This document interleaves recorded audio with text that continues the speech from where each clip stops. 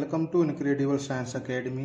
Hello student, आज हम आपका 10th स्टैंडर्ड का 4th लेक्चर लेके आए हैं, जिसमें आज हम प्रतिरोध को प्रभावित करने वाले कारक पढ़ेंगे। ठीक है, तो हम अभी स्टार्ट करते हैं। तो हम प्रतिरोध को प्रभावित करने वाले कारक पढ़ेंगे। इसका मतलब ये है कि जो प्रतिरोध होता है किन किन कारकों पर निर्भर करता है। ठीक है, तो पहले हम प्रतिरोध को फिर से रिवाइज करते हैं। प्रतिरोध क्या होता है?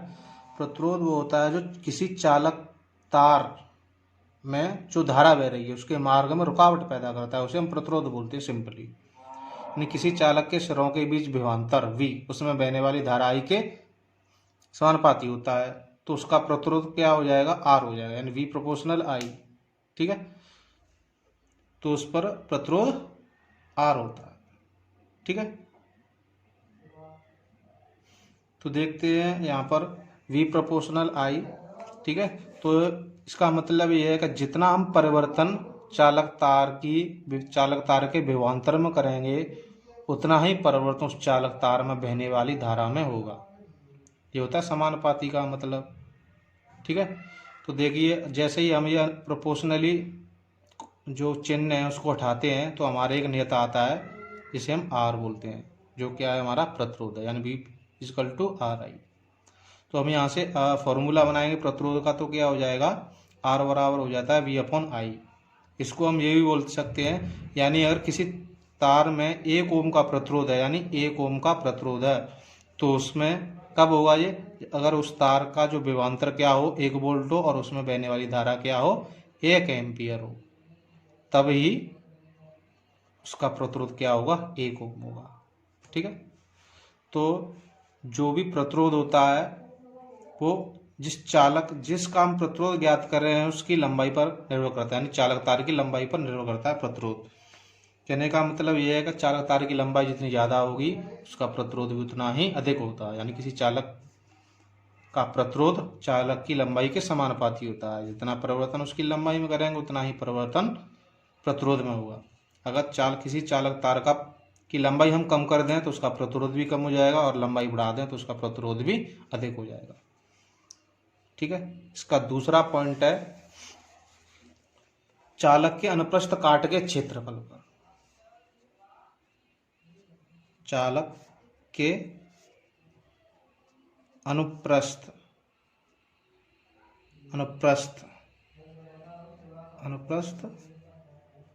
काट के क्षेत्रफल पर। ठीक है, अनुप्रस्थ काट के क्षेत्रफल पर। अनुप्रस्थ काट का मतलब होता है क्रॉस सेक्शन। माना कि हमारा कोई तार है, ठीक है, ये कोई चालक तार है, तो इसको बोलते हैं इसका अनुप्रस्थ क्षेत्रफल। जैसे ये क्षेत्रफल जितना अधिक होगा उतना ही तार की मोटाई बढ़ती जाएगी। ठीक है, अब जो चालक होता है, जो चालक तार होता है, उसमें जो धारा होती है वो किसके रूप में बहती है? इलेक्ट्रॉनों के रूप में। तो देखिए अगर तार मोटा होगा, जो भी चालक तार है अगर उसकी हम मोटाई बढ़ाते जाएंगे तो उसमें इलेक्ट्रॉनों की संख्या भी बढ़ती जाएगी, क्योंकि उनको पर्याप्त स्पेस मिलेगा इलेक्ट्रॉनों को उस चालक तार में बहने के लिए।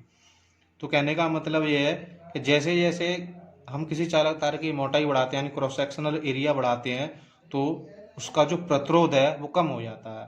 सपोज इसका जो क्रॉस सेक्शनल एरिया है वो है A, ठीक है, और इसका प्रतिरोध है R। तो इसको अगर इसका रिलेशन बनाएंगे हम प्रतिरोध का उसके क्रॉस सेक्शनल एरिया से, तो क्या बनेगा?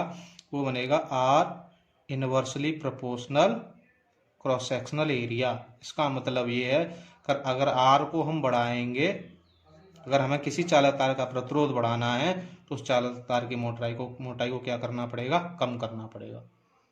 ठीक है, आपने देखा होगा जो भी रेजिस्टेंस होते हैं अगर आप उनको तोड़ेंगे तो उसमें जो तार होता है बहुत ज़्यादा पतला होता है।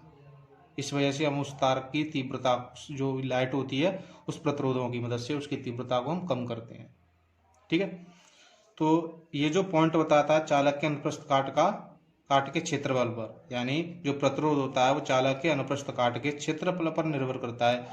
ये पॉइंट बताता है कि अगर चालक तार की मोटाई बढ़ा दी जाए तो उसका प्रतिरोध कम हो जाता है, अगर उसकी मोटाई कम कर दी जाए तो उसका प्रतिरोध बढ़ जाता है। तो इसको हम मान लेते हैं क्वेश्चन नंबर 2। ठीक है, अब देखते हैं हम पॉइंट नंबर थर्ड कहता है कि चालक के पदार्थ की प्रकृति पर,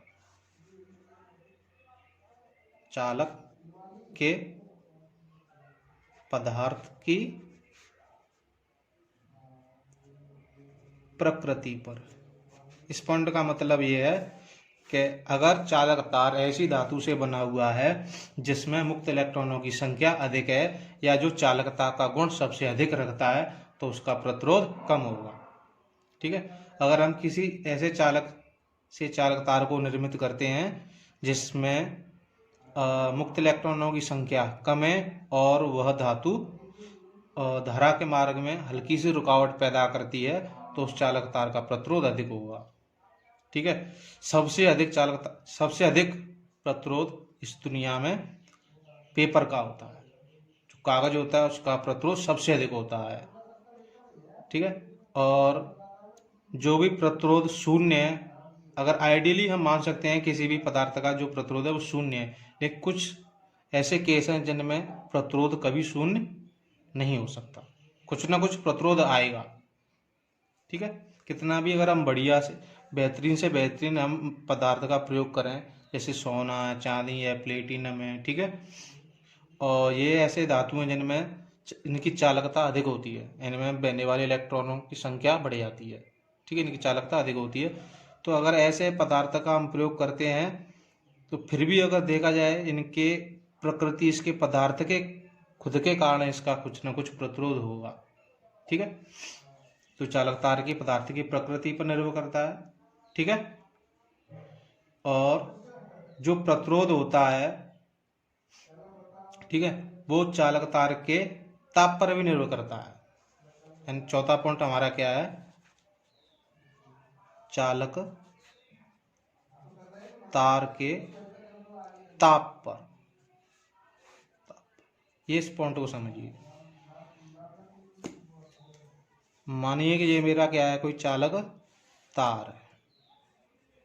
ठीक है, क्या ये कोई चालक तार है, ये इसका क्रॉस सेक्शनल एरिया है। ठीक है, इसका क्रॉस सेक्शनल एरिया यानी अनुप्रस्थ काट का क्षेत्रफल क्या है, ए है, और इसकी लंबाई क्या है, एल है। ठीक है, अब इसमें इसका प्रतिरोध देखना है हमें, ये ताप पर कैसे निर्भर करेगा। देखिए, इसमें कुछ इलेक्ट्रॉन है जो हमने विभवांतर पैदा किया तब इसमें आए। ठीक है, इस डायरेक्शन में गति कर रहे हैं। ठीक है, ताप बढ़ाने से इलेक्ट्रॉनों की गति ऊर्जा बढ़ जाएगी, क्योंकि ये क्या हो जाएंगे, उत्तेजित हो जाएंगे, ये हो जाएंगे उत्तेजित। ठीक है, और इसमें कुछ पहले से ही इसके आयन थे, इलेक्ट्रॉन, प्रोटॉन, न्यूट्रॉन, जो हर एक पदार्थ में होते हैं, उनका ताप बढ़ने से वो भी उत्तेजित हो जाते हैं। उत्तेजित होने से ये इलेक्ट्रॉन क्या करते हैं, एक दूसरे से टकराने लगते हैं, इनका मोशन रैंडम हो जाता है, एक दूसरे से टकराते हैं। एक दूसरे से टकराते हैं तो ये अपनी जो गति ऊर्जा उसको खो देती हैं। जब इलेक्ट्रॉन अपनी गति ऊर्जा को खो देंगे, ठीक है, तो जो इलेक्ट्रॉन को एक पॉइंट से दूसरे पॉइंट पर पहुंचना था तो वो नहीं पहुंचेंगे। इसका मतलब ये है कि उनकी जो इलेक्ट्रॉनों की जो गति ऊर्जा थी वो कम हो गई। इस वजह से ताप बढ़ने से जो क्या है, हमारा धारा भी कम हो जाती है, यानी प्रतिरोध बढ़ जाता है। ठीक है, तो क्या होता है, इसका प्रतिरोध बढ़ जाता है। ठीक है, ताप बढ़ने से चालक तार का प्रतिरोध बढ़ जाता है। ठीक है, अतः ताप के बढ़ने से चालक तार का प्रतिरोध बढ़ जाता है। ठीक है, तो जो इसके लिए जो इक्वेशन आई थी, हमें इसकी प्रतिरोधकता फाइंड करनी है। ठीक है, तो वो कैसे आएगी, ये देखो, जो पहले आर था वो किसके इनवर्सली प्रोपोर्शनल था, इसकी लंबाई के प्रोपोर्शनल था, यानी जो चालक तार का प्रतिरोध उसकी लंबाई के समानुपाती होता है। ये पहला इक्वेशन था। दूसरे हमारा था जो चालक तार का प्रतिरोध होता है उसके अनुप्रस्थ काट के क्षेत्रफल के व्युत्क्रमानुपाती होता है, यानी यूनिवर्सली प्रोपोर्शनल। ये दूसरा था हमारा। तो इन दोनों इक्वेशन को हम मर्ज करेंगे, यानी समीकरण 1 व 2 से, समीकरण 1 व 2 से क्या हो जाएगा, ये हो जाएगा are proportional L upon A. ठीक है, ये हो गया आर प्रोपोर्शनल एल अपॉन ए। अगर हम इस प्रोपोर्शनली जो कांस्टेंट इसको हटाएंगे, यानी इस साइन को हटाएंगे प्रोपोर्शनल वाले को, तो यहाँ पर हम क्या लेके आएंगे, एक विशेष साइन आएगा जिसे हम क्या बोलते हैं, रो बोलते हैं। क्या बोलते हैं, रो। तो ये हो जाएगा R equal T rho L upon A. ठीक है, जहां रो क्या है हमारी, चालक तार का विशिष्ट प्रतिरोध, चालक तार का विशिष्ट प्रतिरोध है, ये विशिष्ट प्रतिरोध। ठीक है, तो हमें अब ये विशिष्ट प्रतिरोध निकालना है। तो देखिए कि इस ए को आर से मल्टीप्लाई कर देंगे, एल से डिवाइड कर देंगे, तो रो इजकल टू हो जाएगा R into A upon L. ठीक है, ये हो गया हमारा विशिष्ट प्रतिरोध। और इसका मात्रक होता है, देखो इसका मात्रक क्या हो जाएगा, आर का मात्रक हो गया ओम, मात्रक बनाते हैं हम, और जो क्षेत्रफल का मात्रक हो जाएगा मीटर स्क्वायर, और लेंथ का मात्रक हो जाएगा, ये भी हो जाएगा मीटर। तो मीटर से ये कैंसिल हो गया, मीटर स्क्वायर से इसका 1 मीटर कैंसिल हो गया, इसको पावर कैंसिल होगी इस मीटर की, तो क्या बचेगा, ओम मीटर। यानी इसका जो मात्रक आएगा वो क्या आएगा, ओम मीटर। ठीक है, प्रतिरोधकता का मात्रक क्या है, ओम मीटर। ठीक है, तो इस रिलेशन से, यानी इस वाले थर्ड रिलेशन से हमें ये मिलता है कि जो प्रतिरोध होता है वो क्या होता है, अतः थर्ड समीकरण से हमें क्या पता चलता है कि जो हमारा प्रतिरोध होता है किसी चालक तार की प्रतिरोधकता के भी समानुपाती होता है। ठीक है, यानी अगर किसी तार की प्रतिरोधकता बदल रही है तो कहने का मतलब ये है उसका प्रतिरोध भी बदल रहा है। ठीक है, अब हम इसका मेन पॉइंट पढ़ते हैं कि किसी चालक तार का विशिष्ट प्रतिरोध क्या है, यानी किसी चालक तार का विशिष्ट प्रतिरोध 1 मीटर लंबे तथा 1 मीटर स्क्वायर अनुप्रस्थ काट वाले चालक के प्रतिरोध के बराबर होता है। यानी किसी चालक तार का अगर हम विशिष्ट प्रतिरोध निकालें तो उसका जो विशिष्ट प्रतिरोध होगा नहीं, तो उस चालक तार, सपोज कीजिए कि ये कोई चालक तार ये है, ठीक है, और इसकी जो एरिया, यानी इसका एरिया भी क्या दे रखा है, 1 मीटर स्क्वायर, इसकी लेंथ भी दे रखी है 1 मीटर, तो इसका विशिष्ट प्रतिरोध क्या आएगा, 1 ओम मीटर। ठीक है, समझ में आया। अब हम क्या देखते हैं, इसके कुछ पॉइंट रह गए थे उनको देखते हैं।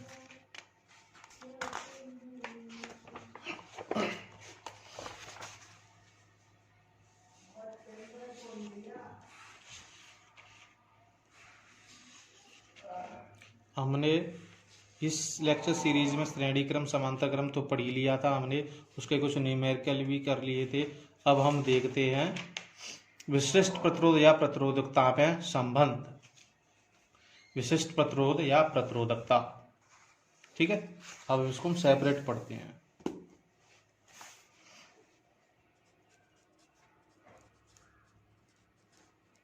विशिष्ट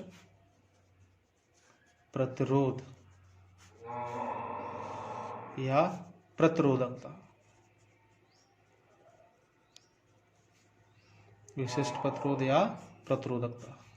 तो देखो विशिष्ट प्रतिरोध को हम इंग्लिश में स्पेसिफिक रेजिस्टेंस बोलते हैं। इसको क्या बोलते हैं, स्पेसिफिक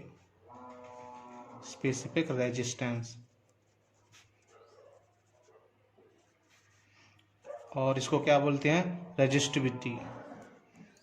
रेजिस्टिविटी। ठीक है, अब देखिए कि किसी पदार्थ का वैद्युत प्रतिरोध, ठीक है, यानी किसी पदार्थ का वैद्युत प्रतिरोध उसकी लंबाई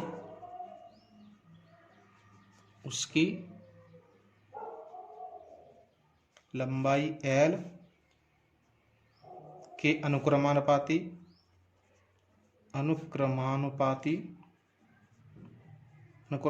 मतलब प्रोपोर्शनली व अनुप्रस्थ काट के क्षेत्रफल के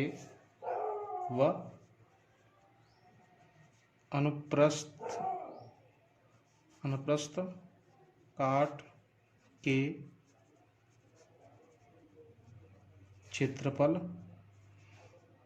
क्षेत्रफल A के व्युत्क्रमानुपाती, क्षेत्रफल A के व्युत्क्रमानुपाती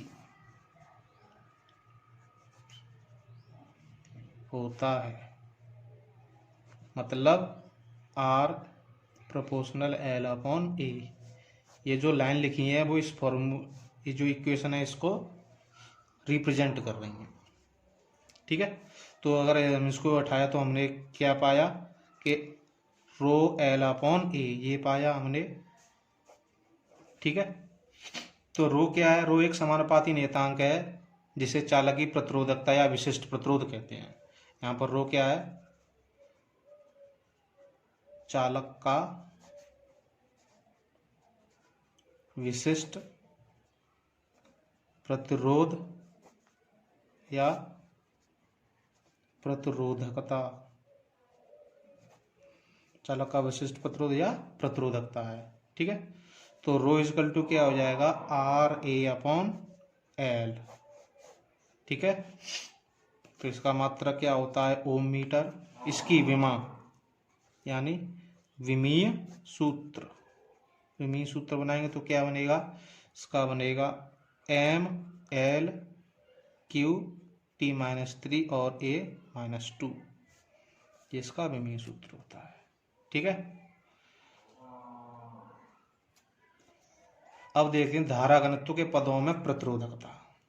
अब क्या है? धारा घनत्व के पदों में प्रतिरोधकता। धारा घनत्व के पदों में प्रतिरोधकता।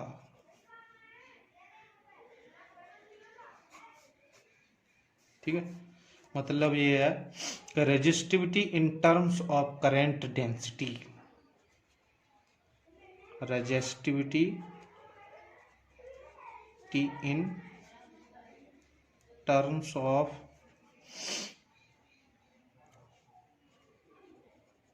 Current density. ठीक है,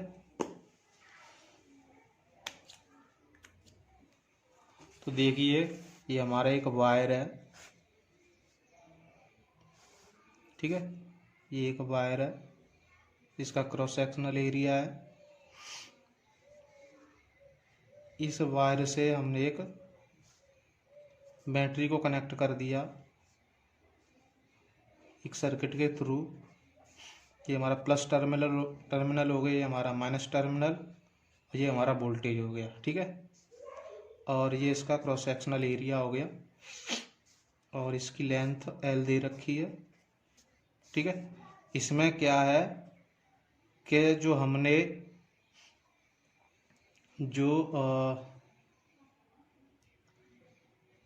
विद्युत आवेश लागू किया है, ठीक है, जो करंट है, ठीक है, या विद्युत क्षेत्र E है, वो हमारा इस डायरेक्शन में फ्लो हो रहा है। ठीक है, तो इसकी हम क्या देखते हैं कि जो धारा घनत्व होगा हमारा J, वो प्रतिरोधकता के पदों में क्या होगा। ठीक है, तो देखिए क्या होता है, प्रतिरोधकता को धारा घनत्व के पदों में किस प्रकार हम फाइंड करेंगे। ठीक है, तो हम देखते हैं, माना कोई तार तार है जिसकी लंबाई L और क्रॉस सेक्शनल एरिया है, ठीक है, और उस पर हमने क्या किया, V वोल्ट का विभवांतर लगा दिया, ठीक है। तो उसमें जो चालक तार है उसका एक खुद की एक प्रतिरोधकता होगी, या उसका खुद का एक विशिष्ट प्रतिरोध होगा। यानी इसकी लंबाई कितनी दे रखी है, लंबाई L, ठीक है, और अनुप्रस्थ काट का क्षेत्रफल, अनुप्रस्थ काट का क्षेत्रफल ए दे रखा है, विशिष्ट प्रतिरोध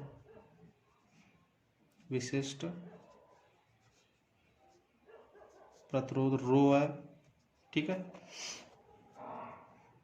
तो ओम के नियम से हमें क्या फाइंड करना है, हमें जे फाइंड करनी है, पहले धारा घनत्व फाइंड करना है, ठीक है। तो हम पहले क्या निकालते हैं, ओम के नियम से भी फाइंड करेंगे, ठीक है। ओम के नियम से, तो ओम का नियम बराबर होता है, ओम का नियम क्या होता है, V = IR, ठीक है, V = IR। और एक और जो पोटेंशियल डिफरेंस का एक और जो इक्वेशन होता है वो क्या होता है, E × L, ठीक है। इसके अकॉर्डिंग एक और ये रिलेशन होता है, वो क्या आता है, E × L, V = L। तो इन दोनों इक्वेशनों को हम बराबर रख सकते हैं, ठीक है। तो यहाँ पर लिखेंगे समीकरण 1 व 2 से, ठीक है। समीकरण 1 व 2 से क्या हो जाएगा, IR = E × L। यहाँ से हम E फाइंड करेंगे, ठीक है। तो यहाँ से हम E फाइंड करेंगे तो E क्या हो जाएगी, E = हो जाएगा IR/L, ठीक है। अब देखिए एक R का इक्वेशन होता है रेजिस्टिविटी के टर्म में, तो ρL/A होता है। अगर R की जगह पर हम इसको रखेंगे तो A हमारा नीचे मल्टीप्लाई में आ जाएगा, तो क्या हो जाएगा, E = हो जाएगा I × ρL/L × A। L से L कैंसिल होगी तो क्या मिला, I ρ/A, ठीक है, I ρ/A। अब होता क्या है कि I/A क्या होता है, हमारा धारा घनत्व होता है J। क्या होता है, धारा घनत्व J, इसको बोलते हैं धारा घनत्व, ठीक है।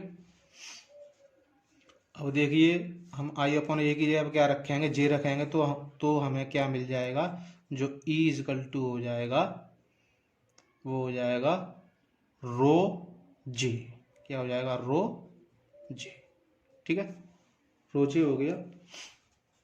अब देखिए जो हमारा इलेक्ट्रिक फील्ड है E है, ठीक है, जो हमारा इलेक्ट्रिक फील्ड E है या विद्युत क्षेत्र, ठीक है, तो उसकी कुछ न कुछ दिशा होती है, क्योंकि ये एक सदिश राशि है। E कैसा है, हमारा सदिश, ठीक है, E सदिश है, तो जो और धारा घनत्व तो किसके कारण होता है, इसके कारण होता है, विद्युत क्षेत्र के कारण होता है। तो J भी हमारा क्या हो गया, सदिश। तो इसको अगर हम सदिश रूप में लिखेंगे, सदिश रूप, इसका सदिश रूप लिखेंगे तो देखिए क्या आएगा, इसका सदिश रूप आएगा E वेक्टर = ρJ वेक्टर, ठीक है, E वेक्टर = ρJ वेक्टर, ठीक है। तो इस फॉर्मूले से हम विद्युत क्षेत्र फाइंड कर सकते हैं, धारा घनत्व फाइंड कर सकते हैं, और जो भी जिस चालक तार का हम ये चीजें फाइंड कर रहे हैं, धारा घनत्व और विद्युत क्षेत्र, उस चालक तार का हम विशिष्ट प्रतिरोध या प्रतिरोधकता भी फाइंड कर सकते हैं। अतः पदार्थ के किसी बिंदु पर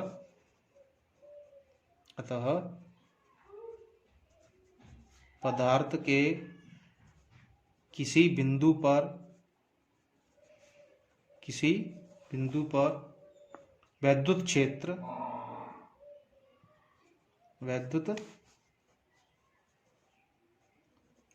क्षेत्र व धारा, घनत्व का विद्युत क्षेत्र व धारा घनत्व का अनुपात, विद्युत क्षेत्र व धारा घनत्व का अनुपात उस पदार्थ की प्रतिरोधकता कहलाता है। उस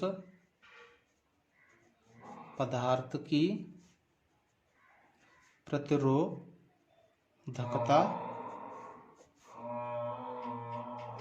कहलाता है।